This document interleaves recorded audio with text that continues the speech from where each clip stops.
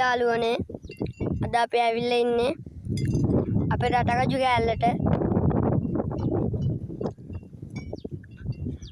අද රටකජු ගලවනවා. දැන්ට නම් භාගයට භාගයක් ඉවර කරලා තියෙන්නේ. මේ බලන්න යාළුවනේ. අර ඈතින් ඔයාලට පේන්නේ රටකජු ගලවන කට්ටිය. අපි එතනට ගිහින් ඒ කට්ටියගෙන් අහලා බලමු. එතන මොනවද කරන්නේ කියලා.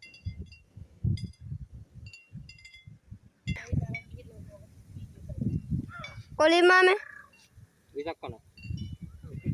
ඉතින් ඔයාලට මොකද කියන්න තියෙන්නේ? ඉඳලා කවි වඩල කොන්දර දෙනවාද කොලින් මාමගේ. මම දවස් 3ක්. කොහොමද අස්සන්න හොඳයිද?